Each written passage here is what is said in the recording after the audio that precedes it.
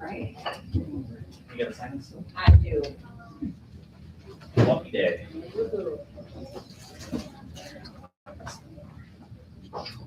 Should we take notes, or we can have access to the slides or anything? Yeah, it's going to be emailed to you. Oh, Yeah, I already emailed it to your corporate, so Oh, cool. I think they're going to distribute it to everyone. Thank you. I decided not to kill trees today. I was going to bring copies, and I'm like, oh, this is kind of a lot of pages. And this is worth 1 hour of CE credit that your corporate is graciously covering. So if you guys have a chance and you want the CE credit, make sure you fill out that form going around.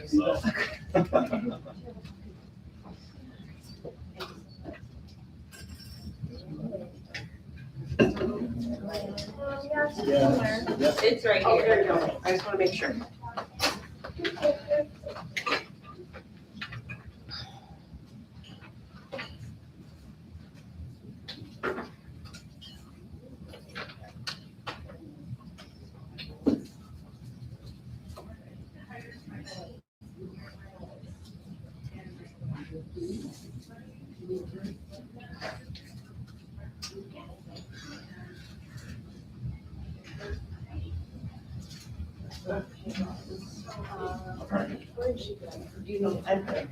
Oh, okay.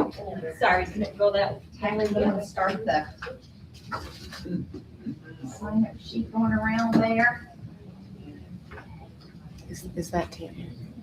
That's,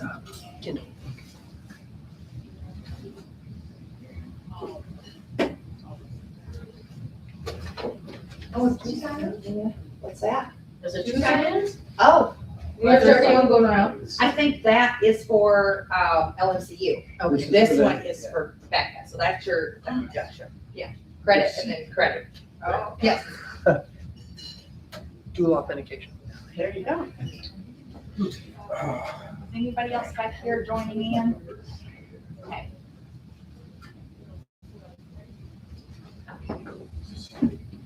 I think that's everybody in, so you can probably get started anytime you'd like. All right. Appreciate you guys sticking Feel around. free to grab some lunch too. Don't be shy, there's a lot of good food there. This is Janice Hurt. She's pretty much our head underwriter at LMCU. If any of you have ever worked with any of us, and if I'm not sure on a situation, I say, hold on, let me talk to an underwriter. This is literally the underwriter that's going to answer the questions for me, so she's here in the flesh. She's absolutely vital to our success. So the fact that we are here live and to be able to see some of the new things that are coming down with appraisals, I think is great. So, I think we also determined no paper slides for now. We'll go ahead and email those out a little bit later on after the presentation. But without further ado, Thanks, Brian. So like Brian said, my name is Janice Hurt, and I had to get a calculator out to see how long I've been doing this, and it's been 32 years. Wow, did that go fast. So today I am going to talk about the lender and appraiser responsibilities, appraisal independence requirements, reviewing the current appraisal report, and the new Uniform Residential Appraisal Report that I'm super excited about, and reconsideration of value and the automated value assistance. So starting out with the lender and LMCU and what lenders are responsible for when it comes to ordering the appraisal. Basically, we have to follow appraisal independence requirements, or AIR. This has been around for a few years, and basically what this did was establish appraisal independence safeguards. So like I mentioned, I've been doing this 30-some years. Back in the day, I did see a lot of strong arming of the appraiser, and thank goodness that has changed. I mean, we literally used to see loan officers telling the appraiser, hey, I need this value. If you can't get this value, then I'm not going to order from you anymore. So I do think it is a good thing that this happened. This is also a result. You guys can't talk. I mean, you can talk to the appraiser, but you can't discuss value with the appraiser. That's part of AIR as well. But with any legislation, there always seems to be unintended consequences. And one of the unintended consequences with this is it made it a little bit harder for lenders to use other lenders' appraisals. So at first, there was like no using another lender's appraiser. That has kind of got a little bit easier because now if I can get a letter from like to take another lender's appraisal, if I can get a letter from that original lender that said the appraisal was ordered within the appraisal independence requirements, then I can accept that. But sometimes lenders don't want to do that. Okay. Sometimes lenders are upset because they're losing the deal to another lender for one reason or another. And they don't want to give that lender, or they don't want to give that letter. So if they don't give that letter, I can't sell this loan on the secondary market because I can't confirm that the appraisal was ordered in compliance with the appraisal independence safeguards. So, but like I said, that's loosened up quite a bit. Nowadays, I'd say it's a lot easier, and lenders are more willing to provide that letter than they used to be just a few years ago. Another requirement with AIR is that the buyer receive a copy of the appraisal at least 3 days prior to closing, just like the closing disclosure. That's a really hard stop with the 3 days. And then it was just updated again, where if there is a reconsideration of value or a second appraisal that's done, they also have to have a copy of that within 3 days. So that is something that is relatively new. But basically what this did is limit the appraiser engagement. So if if it's a loan officer or somebody that is going to be compensated on whether this loan closes or not, then they cannot have any communication with the appraiser at all. So basically, underwriters, processors that are like hourly and not compensated on any sort of commission structure, we can engage with the appraiser. So this is where appraisal management companies, or AMCs, popped up to kind of bridge that gap. And we had an option to go with appraisal management companies or to use software to keep us in compliance with the appraisal independence requirements. We chose the software, which is Mercury Network. So if we have an appraiser that we get a lot of complaints about, or make a lot of errors consistently, or we're constantly going for reconsideration of value, because we control the panel, as long as we can document, consistent errors, consistent complaints, it's much easier to get that appraiser off the panel. So with an appraisal management company, it's nearly impossible to get that appraiser off the panel because it's a third party. So that makes it really, really hard. So what we end up seeing a lot is maybe the appraiser is not so good doing new construction or construction of permanent financing, because that can be hard to appraise because you're taking a picture of an empty lot and you're basing the value on if it was built today based on the plans and specifications, which never upload properly into the system. And, it can be really challenging to appraise those. So sometimes the appraiser might not be so good with that. So we just unclick that button and we just don't send them any more construction perm, but they still can stay on our panel unless we're getting complaints from buyers or sellers. Sometimes, they track mud into the house, or sometimes they show up and we've had complaints of body odor. Like we've had all kinds of weird things that happen with appraisers that buyers and sellers complain about. So like I said, we track all that. And then at some point, once we have a consistent pattern, we can talk to that appraiser or potentially just remove them completely off of our panel. And then as a lender, we are responsible for selecting a knowledgeable and experienced appraiser familiar with the location and property type.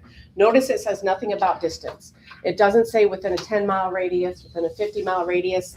So if you have an appraiser on one of your deals that's coming from Lansing, your question shouldn't be, why is this guy coming from so far away, or why is their appraiser coming from Lansing? Your question should be, what is their experience with the area? Maybe they used to live here. Maybe they grew up here. Maybe they do appraisals here 2 or 3 times a week, even though they live in Lansing. So, they just have to be knowledgeable and experienced with the area. So, like I said, if you see somebody coming from out of the area, the question is not why are they coming so far? It's what is their experience with this area. Okay. Yeah. What if the answer to that question isn't satisfactory? Well, then I would push back to the lender and say, well, why are we using an appraiser that has no knowledge or experience with the area? Because that's my responsibility as a lender, is to pick an appraiser that has knowledgeable and experience with the area. So I would push back at the lender if they just if they are coming from Lansing or they're coming from Grand Haven and they really have no knowledge of the area, then they really shouldn't be appraising here. Does the lender make the choice as to which appraiser does what? So it's, so either the appraisal management company or the software keeps us in a round robin. So we can't direct to certain appraisers. We have a panel and we round robin through that panel is how that works. Well, let's expand a little bit here too. So when we Sure. talk about why your lender matters, that's another reason why, like Michigan Credit Union that is local here in West Michigan, the list of appraisers that they're going to round robin through are going to be appraisers that are commonly working here in West Michigan. If you are using Chase, Wells Fargo, one of those biggies, they could be ordering everything from an appraisal firm in Detroit. Yeah. And that's how you could end up with that appraiser coming from Detroit. So she's right. The question is, how often are they doing appraisals here, not how far they're coming? But you're not gonna get appraisers that are coming from Detroit that are going to be doing 4 or 5 a month in West Michigan. So that's why the lender matters just as much. So Yeah. the lender has control which one of those appraisers get into that round robin. Yeah. Yes. Yes, So absolutely. they put a list together of their approved appraisers. And I think what Janice was explaining is 15 years ago, when we had all of these problems, the lender was actually able to go to that appraiser and go, you're doing this house and this is what I need. Yeah. This process really prevents that from happening anymore. Yeah. So if they've got 15 appraisers, the next one in line gets the next one that comes in, and it just keeps Exactly. going down the line. They don't get to request a specific one off. We can't steer it. Property. Yeah, we can't steer it to certain appraisers. That's why we have the round robin panel to be in compliance with the appraisal independence requirements, absolutely. Okay, now the appraiser, their responsibilities are to provide a true portrayal of the subject, property, neighborhood, and current market conditions, and an accurate and supportable opinion of market using sound methods and recognized appraisal techniques. So I used to run the appraisal reconsideration desk, and we had a loan officer that was pretty upset, and the realtor was pretty upset too, that the value didn't come in. And the loan officer was like, well, that's just that appraiser's opinion. And that's what an appraisal is, basically, is that appraiser's opinion, okay? And remember, the appraiser's focus is the property, not the buyer, not the seller, not the lender, and their focus is just on the property and what that value is based on the market. So based on their expertise, market data, logical analysis, and judgments. And then, so the market value definition according to Fannie Mae is market value is the most probable price which a property should bring in a competitive and open market under all conditions requisite to a fair sale, with the buyer and seller each acting prudently, knowledgeably, and assuming the price is not affected by undue stimulus. So undue stimulus is foreclosure, short sale, or distressed sale. We really don't want to see those as sales comparables because that's really outside of a normal market. Or maybe we had a deal where the seller contributed like 15% in seller concessions. That would be another undue stimulus.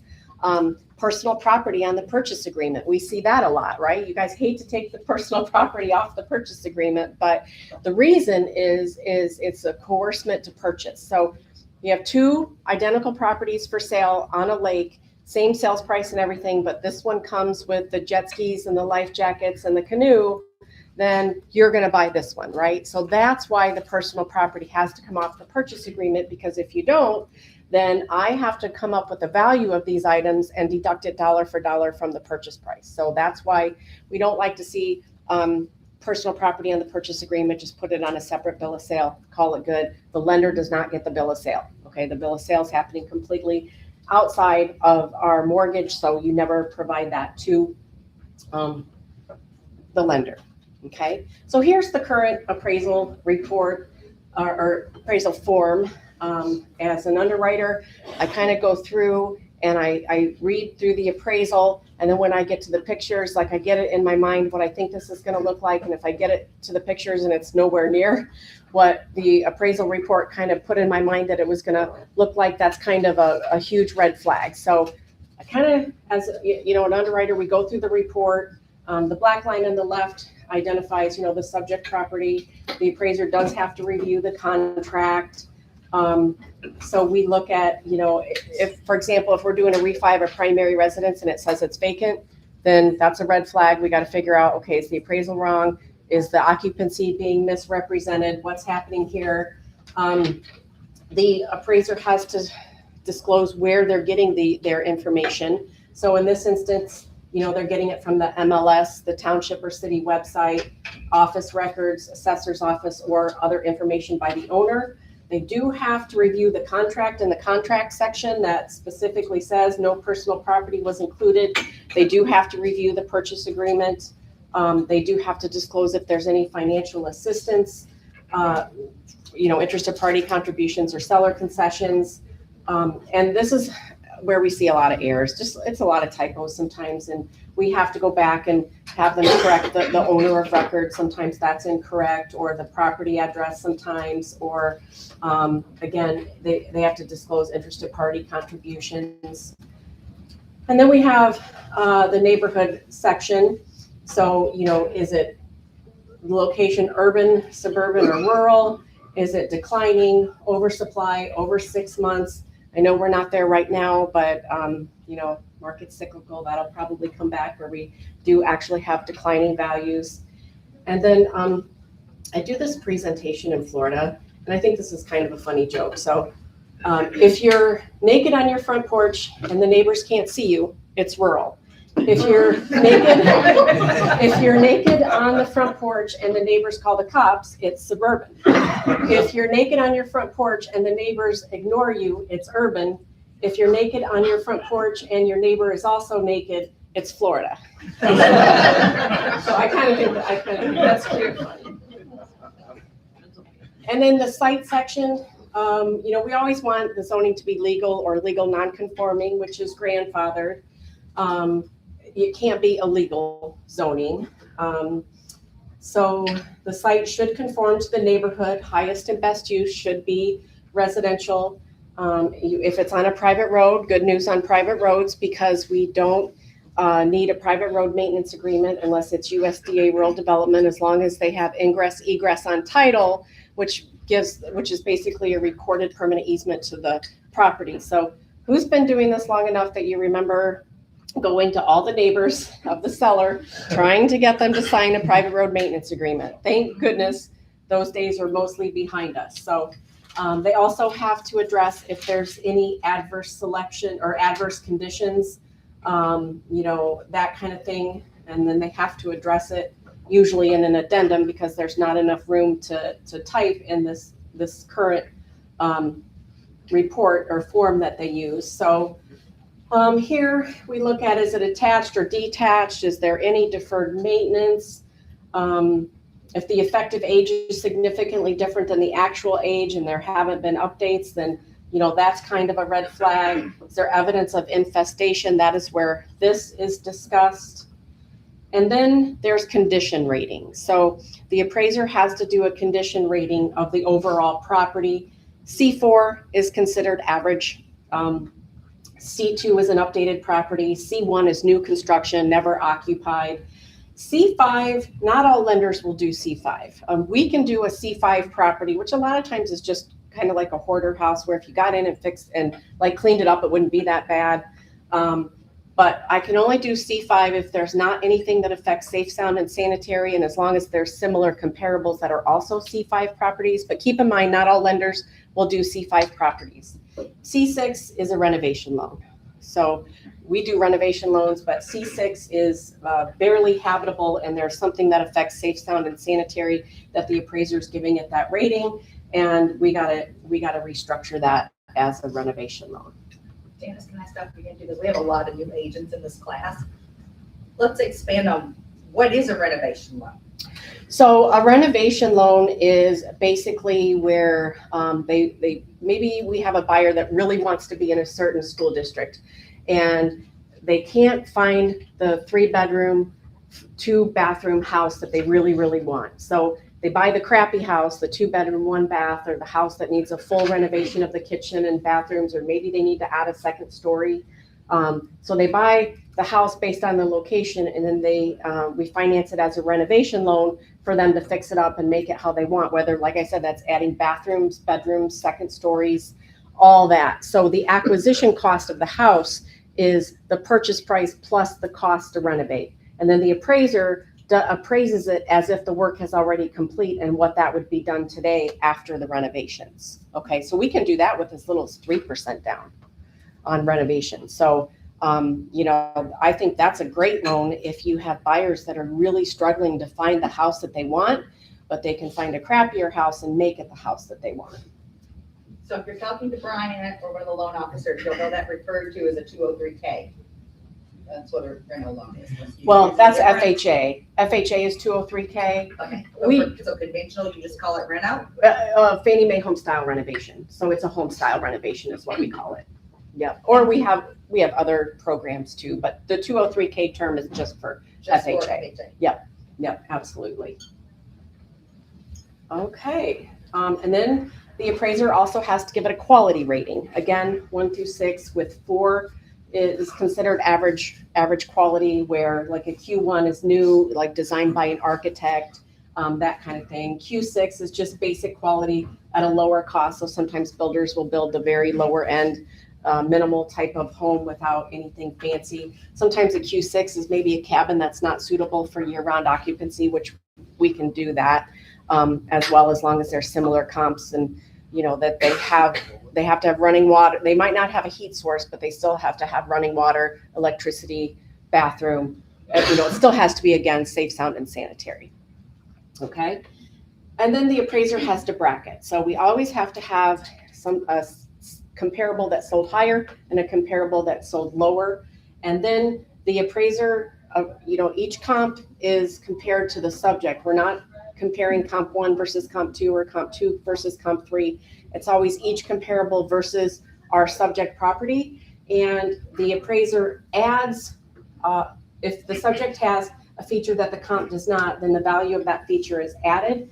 If the comp has a feature that the subject does not, then the value of that feature is subtracted. So like maybe ours doesn't have a fireplace, but some of the comps do. So then the appraiser is going to make an adjustment. Whether they go positive or negative, they mess that one up a lot.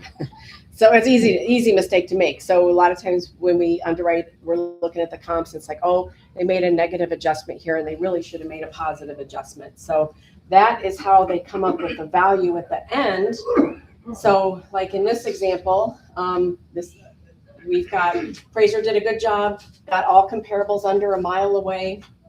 They're all similar in design. They're all arm's length transaction, conventional financing.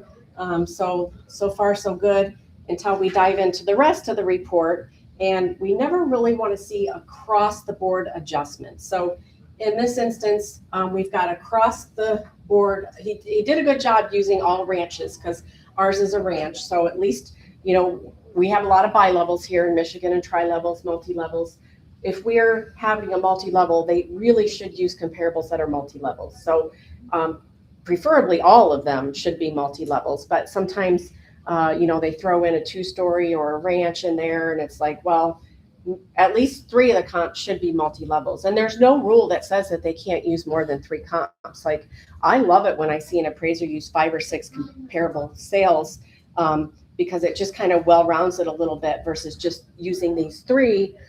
Even if those 3 are the best, sometimes it's good to throw an extra in there. They can throw a current listing or one that's under contract, as long as at least 3 of them are sold sales. Okay.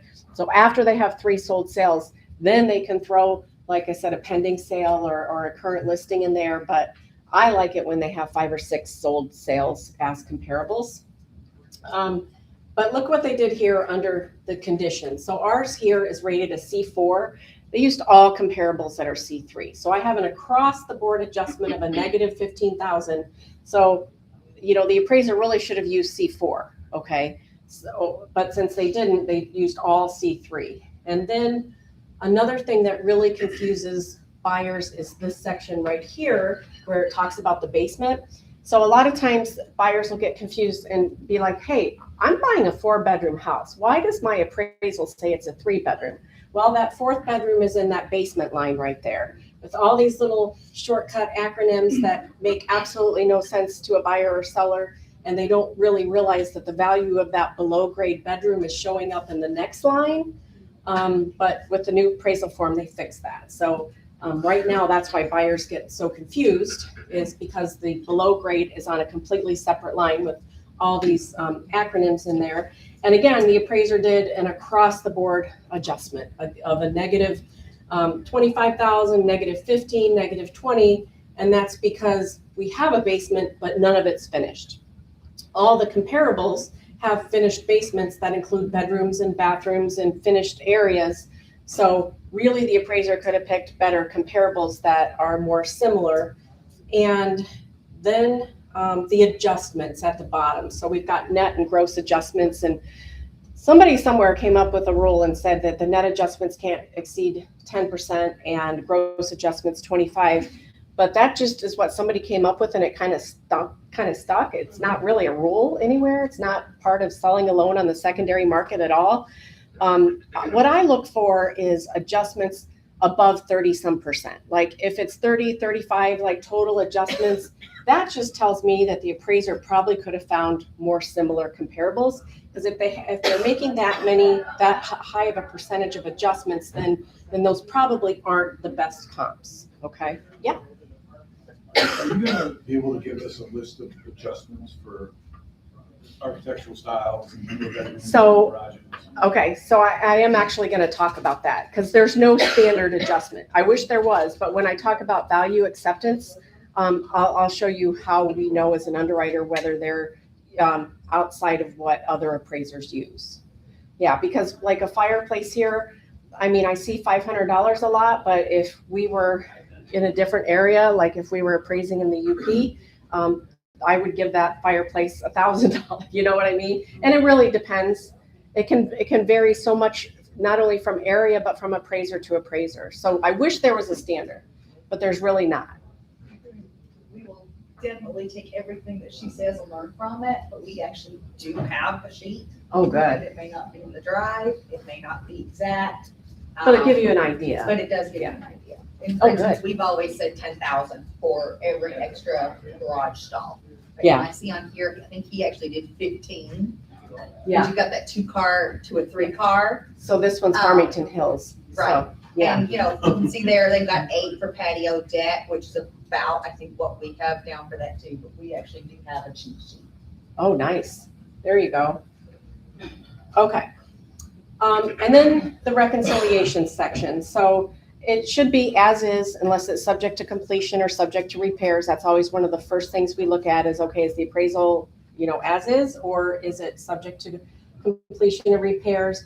And then the value is always based on the sales comparison approach. So like with COVID and everything, when we saw skyrocketing cost of lumber, we were seeing the cost approach significantly higher than the sales approach. So everybody, of course, wanted to use the cost approach, but it's always the sales approach. The cost approach should support the sales approach, but we're always going to base it on the sales approach. Okay, so that can be kind of confusing, especially when the cost approach seems so much higher than the sales approach. We are basing this on the comparables, and if the buyer, if they're looking at other properties that are very similar that they would have considered purchasing, those are the sales comps that we want to use, okay, for the comparables. Appraisal is good for 120 days, so basically 4 months. After 4 months, the appraiser can recertify it, and it's good for up to a year. A recertification they can't do a new value. If you need a new or higher value, then we just get a new appraisal, but basically after 4 months, the appraiser just has to certify that the value hasn't declined. They can't just come up with like a new value. Then the appraisal addendum. So we have to have clear photos of the subject front, rear, street view, clear photos of the interior. And again, the photos will verify the appraiser comments, in the improvement section. And sometimes we see appraisers get a little creative with their angles and and stuff like that, and try to hide like maybe some deferred maintenance in the kitchen. So they just, but the photos really tell a story. It really does. It can be very eye-opening when you see the photos. So we need clear photos of the comparables, but sometimes, some of the comps are a private or gated drive. And then we do allow the appraiser to use a MLS listing photo. They just have to disclose that they're using an MLS listing photo. They have to provide a building sketch and floor plan that matches room count and living area. This is another area of the appraisal that we have to go back to the appraiser and ask them to make corrections because they leave a bedroom out or they leave a bathroom out or something like that. So we always have to go in and count the rooms, make sure it matches what they have on that page of the appraisal. Comps should be within the neighborhood boundaries. So, subdivision doesn't equal neighborhood. So a neighborhood can consist of several different subdivisions. And on the very front page of the appraisal, the appraiser has to disclose what the neighborhood boundaries are. And then, like I said, they can go from different subdivisions within that neighborhood. Okay, so subdivision doesn't equal neighborhood. If I can interject again too, we talk a lot about this in our CMA class because she said like you don't cross major boundaries, right? Like big highways and that kind of thing, which we always say. The other important thing to remember is you can have neighborhoods that straddle lines. One side is Rockford Schools, one side is Cedar Springs. Different comparison based on school district. We also get that a lot with Ada, right? Whether it's Forest Hills or Lowell. So Yeah. remember that too. Yeah, we don't want to cross like highways and stuff. Just like you said, they can be completely different neighborhoods on different sides of highways and rivers and all that kind of thing. So good news, there is a new uniform appraisal report that rolled out actually in January. It's not mandatory until November. Okay, so if the lender has updated all the software and the appraisers updated all the software, then they're using the new report. Okay, but it's not mandatory until November. So right now, these are all the different forms that appraisal forms that the appraiser can use. These are all going away, and it's going to be one dynamic appraisal report. So this form that I just went over, that was designed to be put in a typewriter. Okay, so if the appraiser has a lot of comments, there's see addendum, see addendum, see addendum. That's all over that appraisal report because they actually have to put the comments on an addendum versus being able to just type everything in right there and have the box expand as they go. So all these are going away, and it's going to be one report. And if it's manufactured, it's going to have a manufactured addendum. If it's a condo, it's going to have a condo addendum. If it's a 2 to 4 unit, it's going to have a 2 to 4 unit addendum. So all these are going away, and it's going to become one dynamic report. So the new, like I said, it's slated to replace dozens of forms that we currently have. It's one just dynamic report with a summary page. And the final report will only display what's relevant to our appraisal and appraisal assignment and show the actions taken to develop the appraisal. So the result is going to be a uniquely designed report for each subject property that best communicates the characteristics and the work performed. So this is kind of what the summary page is going to look like. A little bit similar to what's on the current first page, but again, they can type as much as they want, and it's just all going to be right there. There's going to be no more see addendum, right? Yeah. So the summary page is going to have the market value, the effective date, was it a purchase, was it a refi, borrower name, current public owner, the condition, the property valuation method, all this stuff. And then again, if it's a manufacturer, it's going to have a manufactured addendum. So it's going to have your HUD data plate. It's going to have your HUD certification label. There's just specifics that apply to manufactured housing. So when you have buyers that are moving into a manufactured home, do not have them tear these things off. And I know they get tired of opening that one cabinet under the sink and they see that certification level and they're like, why do I need this here? And they rip it off, and it becomes really, really difficult to finance a manufactured home when they tear all that off. So we just had one in Traverse City where it was a manufactured home and the seller had just completed a remodel, okay? And so of course they tore all that off. They didn't have the certification level, they didn't have the HUD certification, they didn't have the data plate anymore.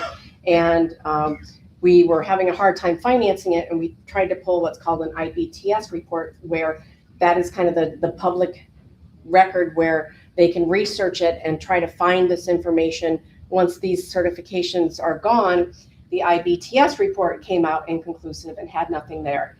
So the loan officer went to the property, dug through the piles of wood, and found the certification level and saved the deal. Like that's how important this is, that they keep, when you purchase a manufactured home, don't brick over the outside certificate data plate. You know, don't rip off that label on the inside of the cabinet in the kitchen. Keep those there, because they're going to have a hard time selling if they tear all that out. So the new uniform appraisal report, dwelling interior, they're going to have finished above grade, unfinished above grade, finished below grade, unfinished below grade. So it's going to be a lot easier to read versus having, 3 bedrooms, 2 bath, and then the line, everything below grade's on a separate line. That was very confusing before. Now they're going to break it all out and be very clear on how many bedrooms are and how many bathrooms and what's unfinished and what is finished, both above and below grade, the different levels, total bedrooms, total bathrooms. All that is going to be much more clear than it is on the existing forms. And there's going to be a quality and condition for both interior and exterior, because right now it's 1 overall condition rating, 1 overall quality rating. Well, now there's going to be an overall quality or condition rating, an interior quality and condition rating, and an exterior quality and condition rating. Because as an appraiser, if they redid the whole inside of the house, but they haven't touched the outside, how do you really come up with a condition rating, right? Because it's like, well, it's great on the inside, but so now it's going to be much, much easier, and it's all going to be broken down. And again, plenty of room for commentary on why they are using the condition or quality ratings for interior, exterior, overall, and how they came to that rating. And then highest and best use is going to be broken down now. Instead of a yes or a no and just checking a box, it's going to be 4 different areas. So it's broken down now as highest and best use. Is it legally permissible, physically possible, financially feasible, or maximally productive? And then again, plenty of room for commentary. The appraiser can put all the commentary in there they want without going to an addendum to search. And then the market is going to be broken out into a lot more detail as well when it comes to the market conditions, the market boundary. What's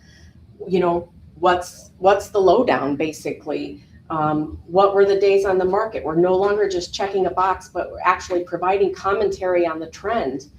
There's going to be a lot more visualization as well, where you're probably going to see market trends and graphs and all this that the appraiser just can go in and just upload to this section of the report. So again, much more dynamic, nice report that really can break it out. With AI, they can create all kinds of different graphs and analytics and just load it right into this report. So a lot more area for expanding on the market. The listing and sales information on the contract, did the appraiser review the sales contract? If not, why? In this instance, it was a FSBO, and the transaction is between investors with a contract price below market value. So, again, appraiser can write as much commentary in there as they want without C addendum. But generally, they are supposed to review the contract. And like I said, if not, why did they not review the contract? And then this is the new section for the sales comparables, where the photos are going to be right above each one. So yay, I don't have to go through and flip back and forth to look at the photos. It's going to be all right there with the photos on top of each of the comparables. So just a lot better visualization. And then this is really new. So this is gonna make a big difference with the back and forth with the lender and the appraiser, because now the appraiser can put, here's why I didn't use these comps, okay? So, and if I'm going for reconsideration of value, and I think that I've got some pretty good comps to send, well, did the appraiser already address why they didn't use those comps? So I think that's gonna help a lot with reconsideration of value. And me as an underwriter, like, if I feel like they overstated the value and I have found these other comparables where I'm like, okay, well, why, didn't you use 123 Main Street or whatever? They've probably already addressed it in this section. So I think that's going to be a very positive for everybody. So we'll know ahead of time. So like, was it superior utility resulted in a higher sales price, or the larger unit offering greater utility? Like, they're going to really be able to put a lot of commentary in there. So speaking of reconsideration of value, this is an internal checklist that we use when a loan officer wants to go for reconsideration of value. First of all, the appraiser has to be reviewed by the underwriter. We can't go for reconsideration of value until the underwriter has looked at that appraisal, because maybe the underwriter feels like the value is not supported, and then we have reconsideration of value going for a higher value, and the appraiser's like, what the heck is going on, right? So underwriter always has to review.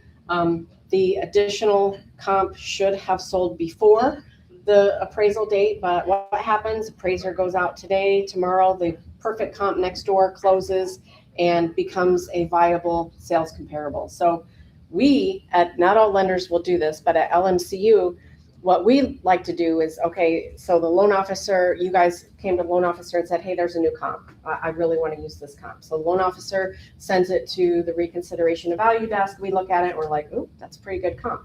So we will send it to the appraiser and say, hey, appraiser, do you think this comp would affect our value? If the appraiser comes back and says yes, then we figure out who's going to pay the reinspection fee, because usually the appraiser is going to charge $150 so reinspection fee, because they have to go back out, reappraise, put a new date on the appraisal to include that new comparable. So like I said, there's always a reinspection fee. So it's like, okay, who's going to pay it? Once that's negotiated, we can go back to the appraiser and say, yes, we would like you to reinspect the property and give us a new appraisal. Okay. But school district is very important. We really would prefer, if we're going for reconsideration of value, and ours is, I don't want to send comps in a different school district. If the appraiser used all comparables that sold within 3 months and are within 3 miles away, I don't want to send in for reconsideration of value comps that sold 6 months ago or are 6 miles away. I'm always looking for better comparables than what the appraiser used. Okay, so I want to kind of stick within their boundaries, but like I said, school district is very important. The comps, we always want to send at least 2, but no more than 4 comparables. And they always have to have an MLS number. Okay, so if we're going for reconsideration of value, I have to send comparables with an MLS number. And if mine is a multi-level, I want to send multi-level comps. Okay, I'm not going to send for reconsideration of value ranches or 2 stories or anything like that. So here's some quick tips on reconsideration of value. I've seen a lot of very strongly worded emails from realtors before. I've seen the name calling. I have filtered all that out before I send it to the appraiser. I have seen realtors send a list of 20 comps and say, hey, here's 20 sales that we just had. The median sales price is this. Why is the appraiser so far below that? Well, we got to dig into each of those 20 comparables and find out which are really viable comparables that we can send to the appraiser for reconsideration of value. So it's important to, write it down, put your thoughts in a logical manner, so the lender and the appraiser can, listen to reasoning. Don't write a novel, keep it simple, bullet point it. Filter your thoughts. Again, leave out the name calling. I know there's a lot of emotion. Keep the emotion out of it. Stick with the facts.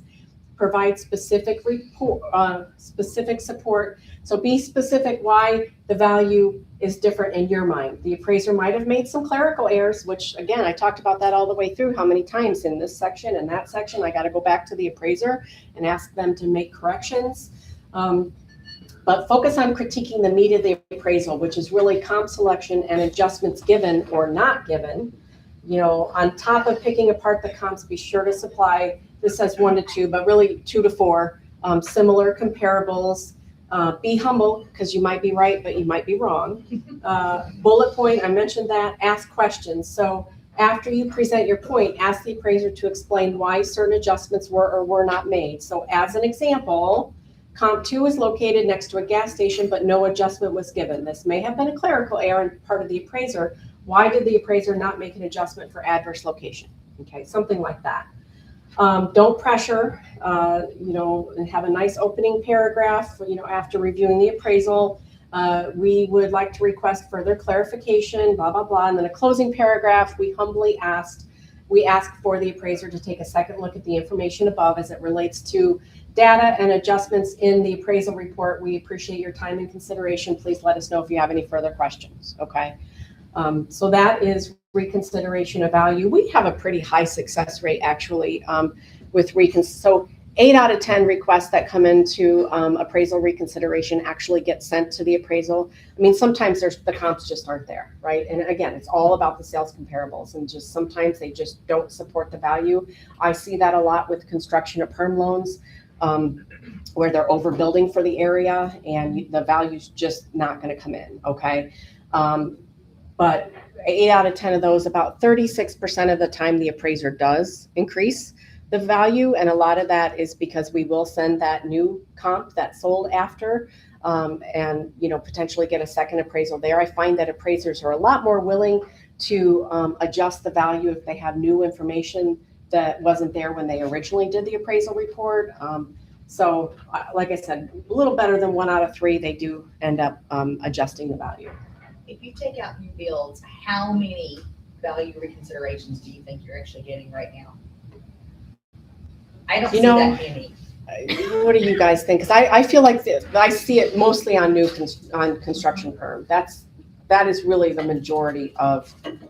What do you guys? Knock on wood, I haven't seen any in quite a while. I probably have 1 in 6 months. Yeah. Okay, that's good. Yeah, And I feel.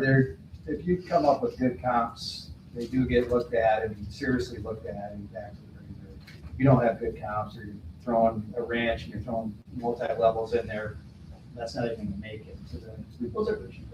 The reason I'm pointing it out is, of course, when you're working with a seller, right, it's your job to make sure that the house is going to appraise. That's what you're usually setting your list price by. What do I think an appraiser would value this at? But a lot of times when they're working with buyers, it's your job to guide them in buying this home, but it's also your job to be checking to make sure that they're paying the correct price for this home, right? So if it's listed correctly, you usually don't have a problem with the appraisal. If it's listed way too high, that's where you see that appraisal come in low. So in a way too, that's a safeguard for your buyer, but I don't see that many overall. They're even way overpriced right now. Jeff, I don't know about you, I haven't seen any written in the contract even for gaps or anything for a very long time. I was gonna say, Yeah, those days seem to be calming Yeah, versus probably maybe 2, 3, one 4 years ago. The one I can remember is somebody went like 50,000, 10% over list price, and they knew, they had lost out on 15 deals or whatever, and they just done messing around, we're gonna go way over. The appraisal came in low, and realtor said, we figured the appraisal was gonna come low, but we got the house and we're good with that gap there, and they had the equity to do it. But, yeah, again, it seems to go maybe a little bit of cycles, but it's been, Not yet. knock on wood. Let's not talk about it too much or we'll ruin it, Like I but yeah. said, they're getting listed correctly, Yes. and they're selling for the correct amount for the most part. So. On that subject real quick, so as a listing agent, if you talk to the lender and say, hey, we had 11 offers and, we went with the best one, it's over, and there's a small appraisal guarantee, are they able to consider that for market value as well? If there's 10 other buyers that would like to buy this, right? I mean, it might influence the appraiser a little bit, but really the comps are the comps, right? And, Right. It seems like values drop real quick. They just kind of go up very, very slowly based on sales, just like rates go up real quick, but they don't come down real quick. It's but yeah, I mean, I think the appraiser considers that, but really it comes down to what comparable sales are really available. Yeah, I think it's a delicate situation. I've had instances where listing agents will have a whole sheet of comps or whatever, Sure. and say, and kind of force feed that to the appraiser. Some- Not comps, offers, Yeah, or, yeah, different situation. yeah, right, yeah, they'll say, yeah, we got 11 offers on this house, and this is the one. And the appraiser, some appraisers will be, yeah, glad to hear it, some will be like. And we're not seeing the 11 offers much anymore. I mean, it's more like 3, right? But I'm gonna push back on it a little bit because, again, especially during the height of world, right? I mean, in 2018, I closed 126 transactions, all listings. And I had numerous properties that would have 5 to 20 offers going 20, 30, 40,000 above. And even without appraisal gap coverage, I would reach out to the appraiser beforehand and say, this was a situation. You know, we had 30 showings, 20 groups of the open house, 15 offers on the table, 5 of which were above this price point. And I did not have any appraisals coming in under. That's good. And that was, Yeah. that's not comps. That's number of offers and number of buyers willing to pay that price. Yeah. Yeah. And I had one that was this little 2-bedroom, 2-bath condo. Highest sell out of there was at 200. And we were listed at 199. And we had so many offers, it went up to 230,000. And no appraisal gaps. And I had already counseled the sellers, you're not gonna get 230. There's no way the appraiser is gonna value this. But I presented all the evidence of how many offers we had and the numbers on those offers. My colleague, we got the 230. Yeah. That one floored. They still have to bracket it though, so they might have gone to a very similar condo project to get that higher sale. But yeah, if as long as that condo project's still within the same neighborhood as our condo project, that makes sense. Absolutely. Did you have a question? I have 2 questions. When it comes to the agent talking to the appraiser, what restrictions do we have? I believe you just can't talk value. Okay. Like, and some companies say, hey, you guys can't talk to the appraiser at all. But what I see that I think is kind of a good practice is what you want to communicate with the appraiser and say, hey, these comps, blah, blah, blah. Leave a little love letter on the counter for the appraiser when he's there, so they can kind of just take a look and be like, oh, okay, I'll take this into consideration, kind of thing. So yeah, I like it when they just leave kind of a little fact sheet, like, hey, don't miss this. This is something that's really cool for the appraiser to see. So if appraisers are reaching out to us, so we have a house under contract, we're using that for our comp, and they're asking us, all the questions of what's it under contract for, are any concessions, we can kind of freely give all the information out to them. Yes, you just can't coerce a value. You can't say, well, I think it's worth this. Got it. That's you got to leave that part out. Okay. Then my next question, I'm seeing some appraisals, like we have the appraiser come out, this is for the buyer side, I represent the buyers, and their contract price is this, but we think the value is this, but they just say, oh, yep, it meets value at that particular time, and they don't give us like a true appraisal value. Is that common? Like why, when they give us like, it's worth this, it meets the value, but like what I'm getting from the lenders is that value as is, like we're not getting. You just have to ask them, what is the dollar? We're looking at it, and like, we're all confused, Yeah. this old system, that's why I was so excited about the new. So I can find the value easy, but we don't know, they don't look at it. Yeah, They don't send it to us. Right.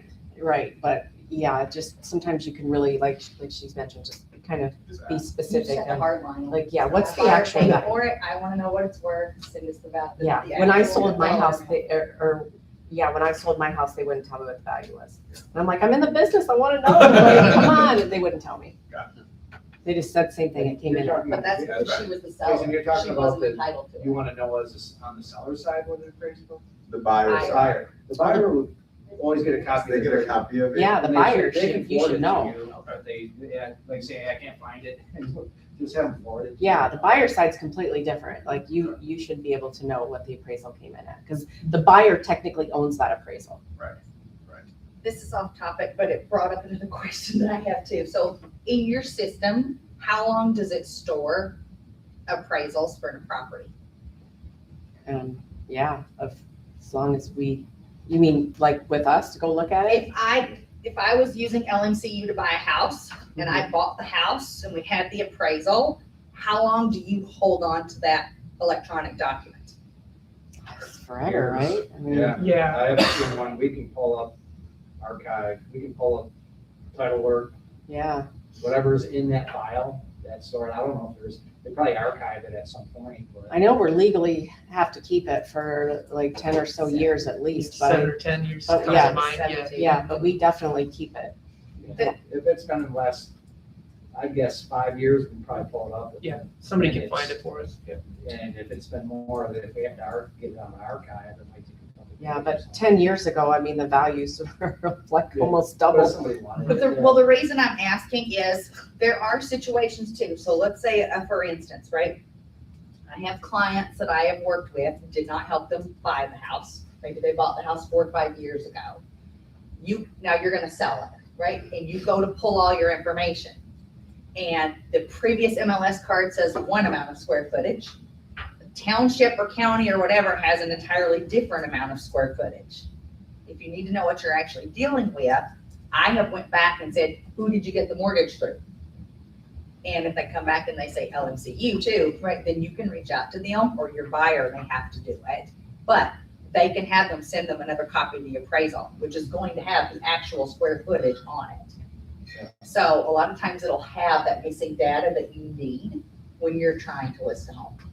So I've used it several times to save my bacon without having, Okay, because even if we order floor plans, if those photographers go through and do this, Yeah. right, with their phone, they're not exact, they're not accurate. And that's a great way of confirming that the information you have is correct. mhm. Can you discuss with appraisers, those more subjective values like, a view or proximity to expressways or conveniences? And the adjustments that they're making? Yeah. Yeah, so actually that's the next slide because I'm going to talk about collateral underwriter with Fannie Mae and value assistance with, or LCA risk score with Freddie Mac. So that's their value assistance models. And I'm going to show you that on the next slide. But we still are doing appraisal waivers. So I think we're going to continue to see a lot more appraisal waivers on conventional. Who's had an appraisal waiver recently? See, I love appraisal waivers. I don't have to underwrite the Or appraisal. desktop. Yeah, so, well, there's appraisal waiver and then there's appraisal waiver plus a PDR, which is a property data report. So an appraisal waiver is still, no value. Like it's not saying, it's just like, we don't need an appraisal. The value that is input into the automated underwriting system as the sales price is perfectly acceptable because Fannie Mae or Freddie Mac might already own the mortgage on that property. So they have all the data. So, we always run both Fannie Mae and Freddie Mac. So it's good to work with lenders that deal with both Fannie and Freddie because one might spit out an appraisal waiver and one might not. But just keep in mind, if we need a property data report, that's still an appraisal waiver. We just have to contract a third party to go out and take a bunch of pictures, like 16 pages worth of pictures. If the pictures come back and show something that affects safe, sound, and sanitary, then we go back and we order a hybrid appraisal, and then we do need an actual appraisal report. But as long as the pictures come back okay, if it spits out a PDR, that's fine. But we're getting appraisal waiver plus property data report at 5% down now. So, and we're getting full-blown appraisal waivers with as little as 10% down now. So Freddie has really expanded what they'll do an appraisal waiver on. And I think you're going to continue to see a lot more appraisal waivers on conventional, as Fannie and Freddie get more and more data. I mean, it's just infinite amounts of data, like every single day that they get. So as they become more accurate, I think you're going to see a lot more appraisal waivers on conventional going forward. I think, Jason, you're probably the only other one in the room. So we had some people here with a bad experience with video appraisals. Have you been seeing any of this lately? So Where a third party will come out and take the video and then the appraiser goes off the video? So I haven't seen a property data report that shows a video, but that's where, again, a third party just goes out and takes all kinds of pictures, but I've not seen the video before. So that popped up as problematic. There was some soot from a fireplace that got reported as mold, and it was a huge issue. So if we see that on the property data report, that might trigger us to have to order a hybrid appraisal. Yeah. And a hybrid is in person. That's Hybrid is, basically the appraiser goes back out, or the appraiser goes out this time and actually has to come up with a value. Because appraisal waiver, there's no value. It's basically what No, this I get is it. selling for, we're good. And then you mentioned desktop appraisals. I'm not a big fan of the desktop appraisal. We actually stopped doing these because it's basically the appraiser appraising from their desk. They're not driving by the property, they're not visiting the property, and they actually have to send a third party out to do a floor plan sketch. And so if somebody's got to visit the property, why not just have it be the appraiser, right? So in order to get a desktop appraisal, they have to be putting at least 10% down, so 90% loan to value. A lot of times the desktop appraisal value doesn't come in, and then we have to go and get a full-blown appraisal because now we're above 90% LTV. And then we got an upset buyer because the buyer's paying for 2 appraisals now. So we were having problems with value coming in on desktop, so we actually stopped doing those, but I'm sure there's other lenders out there that are doing desktop appraisals. I mean, love them or hate them, they're out there, but we just decided that we're not going to do desktop anymore. So let's dig into collateral underwriter. Oh, sorry. Hi, I'm still fairly new agent, so Sure. could you explain to me why the appraisal would be waived? I still So don't it's understand based it. on the risk that Fannie Mae or Freddie Mac is willing to take. And like I said, maybe that mortgage is already owned by Fannie or Freddie. So they already have all the data on that property. So they really don't feel like they need a whole new appraisal. And the average age of appraisers nowadays, I think, is above 60. So we're going to see a lot of appraisers retiring. We're going to see over the next probably 10 years, you're going to see that pool of appraisers significantly shrink because the barrier to becoming an appraiser used to be pretty significant where you had to apprentice under another appraiser. And so the appraiser was basically training their competition. So nobody really wanted to do that. So for a long time, it was really, really hard to become an appraiser. They have since changed that. So we have seen some new appraisers come in, but for a long time, it was really hard to become an appraiser. So I think we're going to see that pool of appraisers shrink quite a bit, and we're going to see a lot more, especially with AI and the other access to information that we have now. I think we're going to see a lot more appraisal waivers. So that is purely automated underwriting system driven. So based on loan to value, down payment, strength of the buyer, the amount of data that either of the agencies has. And, if it just, fits in a certain box, that automated underwriting system will spit out an appraisal waiver. So I'm a big fan. Sometimes buyers are like, hey, I really feel like I need an appraisal. Well, that's the one that's not going to come in. And then the buyer's going to be like, hey, I want to go back to that appraisal waiver thing. And it's like, we already ordered the appraisal. That option is out the door. Okay. So I don't know if you have a buyer that doesn't want to go with the appraisal waiver, I would probably have a pretty serious conversation with them because maybe they just what they really want is an inspection or something, yeah, I would talk to them because I don't want to pay for an appraisal if I don't have to, right? Quick question, is anyone not signed up that wants the CD credit? Everybody signed up? Awesome. Okay. Thank you. Okay, so this is the collateral underwriter report. Okay, so I really wish we could share this with realtors. I wish we could share it with the appraiser because if I'm appraising and I've got a model that is critiquing my work, I'd really like to see it. But so behind the scenes, I can pull collateral underwriter with Fannie Mae or, like I said, LCA with Freddie Mac. It rates the appraisal. So 1 to 5, anything over 3 is considered high risk. So this is 4.5.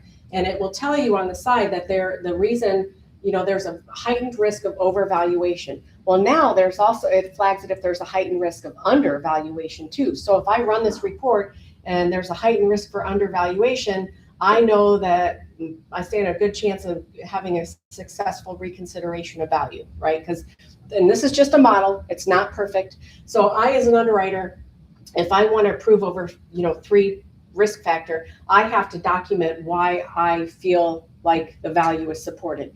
So like I said, the model's not perfect. Maybe the model didn't recognize that that the seller turned the garage into living space. And so that living space isn't showing up in the gross living area on the report or for what the model thinks. So again, it's not perfect. It's just kind of a guide, but this will also flag it if the appraiser is using adjustments outside of what other appraisers are using, because all the appraisers are using the same comps, right? So they all make adjustments for fireplace and different things. Well, if our appraiser is using adjustments outside of what other appraisers are using, that gets flagged on this report as well. The other thing is it does it's public record. So if there are permits pulled, it knows that as well. So like the house I bought, the guys that owned it before, he was a big do-it-yourselfer. I have spent so much money repairing his work, but he never pulled a permit for anything. So when I get my Zestimate on my house, it's always significantly lower than my neighbor's because this guy didn't pull any permits when he did any work, okay? So the model doesn't recognize that because no permits were pulled, okay? So this flags the permits, it flags for overvaluation, it flags for collateral underwriter has identified comparable sales that may be more similar. And it, like I said, it flags, this is the part where it flags where if they're using adjustments outside of really what they should be using, I'm going to know that as an underwriter, and that helps when we go for reconsideration of value too, because we can say, hey, you know, normal appraisers or other appraisers are, you know, using a $500 adjustment for the fireplace, but this guy's using, you know, $3,000. So this is where it comes in, where I can really look and see if those adjustments are realistic or not on this report. But what it even goes into more is it gives me up to 20 similar comparables. It gives me what the appraiser used, what the model thought. So, you know, the appraiser used all those comps highlighted at the top, but the model thought this was the best comp, thought this was the second best comp, and this is the third best comp. So the top 3 comps that the model identified, the appraiser didn't even use. So this is where, as an underwriter, I would normally go back and be like, okay, these all sold for less. Why didn't the appraiser use these comps? Okay, so that's when I can say I feel like the appraiser maybe tried to push the value because they used all the highest selling comps except for that one, number 7. This is, so I can sort this by living area, distance, condition rating, quality rating, sales price, the different levels, parking spaces. I can sort this all kinds of different ways, but I usually just sort it by sales price and kind of take a look at it. And then if you and the loan officer are going for reconsideration of value, sometimes maybe all you can find is 2 comps. I'll pull this report and see if I can find a couple more and send 4 to the appraiser. So I feel like I think you have a better chance maybe the more comparables that you sell. So I will always, that you send, so I always go and pull the collateral underwriter report. So when the loan officer is going for reconsideration of value, they usually send in a request and say, hey, can you send me the collateral underwriter report? So you know, you guys together can come up with the best comparables to go for reconsideration of value. So again, I really wish we could share this, but it is internal only, but you can see the data that we have at our fingertips in order to make sure that the appraiser did a good job on what they're appraising. I've never seen that before. That's I know, really cool. isn't it? Awesome. It really is. And it Make sure gets, we get our cell phone. it gets better and better all the time too. So questions? Yes. And it's been a long question for years. Why doesn't Michigan value lower levels, basements, So as much? Because I remember way back when they were sellers, like fruit sellers, right? But people have a whole new living space, the 9-foot ceilings. yeah. It's incomprehensible. Well, with the new ANSI requirements, which is standardized measuring for gross living area, anything below the grass line falls into this line right here. So they're giving the value, but they're just putting it in this line. And that is confusing. So the new report, like I said, is going to be better. But with ANSI, if you can't count anything in the gross living area if the ceiling isn't at least 7 foot high. Well, Michigan basements, a lot of them aren't 7 feet. So yeah, with the new standardized measurements, us here in Michigan with the Michigan basements, that if it's not at least 7 feet high, you can't count it. So Hurts in a bungalow too. Yeah, so that kind of hurt us here in Michigan because of the Michigan basement. So that's probably what you're running into, is the basement isn't at least 7 feet high. Or the ceiling's not at least 7 And feet. then high levels and tri levels are Yeah. just crazy, right? Yeah, well, again, if it's below the grass line, that's below grade, and that's falling here. Like, even if any part of that lower level is below the grass line, it no longer counts here, it counts here. So that's what you're running into. Yeah. It's just, we really had a tough time with it with a few bylaws that I had, or actually quads too, you know. the Mhm. lower. Oh, yeah. I get it lower, but when you're looking at, you're walking out, and Yeah. that's considered. Yep. If it's just a It's just little bit really below the grass line, boom, below grade. Yep. Absolutely. How does finished versus unfinished work in basement? Well, there's just, again, it's whatever value that they want to give for finished versus unfinished. You know, there's no standard measurement or no standard adjustment given. So I think they just kind of go by the amount of square footage, like that's, you know, because sometimes part of it's finished, part of it's not. And that's where this is all broken down.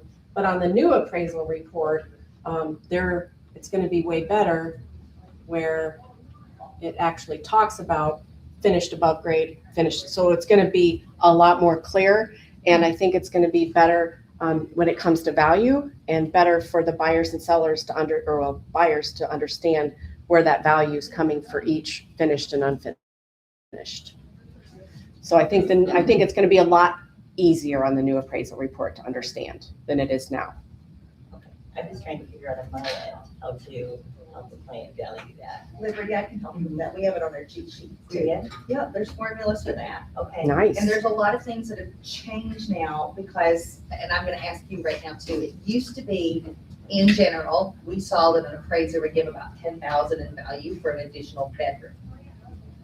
Sounds about So we right. had a lot of people who would finish off a bedroom in the lower level, right? So that gave them they would still get 10,000 in value for that lower level bedroom. Problem is, right now, it's gonna cost you 8 to 10,000 to put in a legal egress window for that bedroom. So right now, they cancel each other out. If they're trying to do it to make more money, it's not worth it. So really looking at the cheat sheet and starting to figure out some of that will also help with a lot of this too, when you're talking to your clients, because they just automatically think, I'm gonna add another bedroom, it's gonna give me more money. Not necessarily. All right. Well, thank you all very much. Thank you I so appreciate your time today.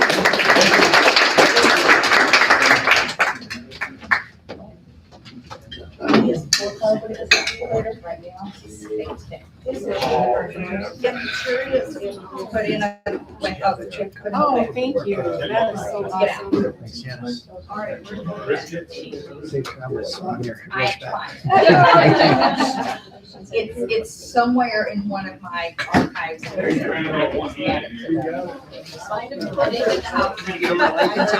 Yeah, I'll make it. For what? I'm sure you can probably post up at DAP and find I will something back make sure there. you get that. Because part of it is based on size. Like if you're looking at your standard 1950, 60, three-bedroom, two-bath range with a lower level and how it's finished out, you're looking at 20, 25,000.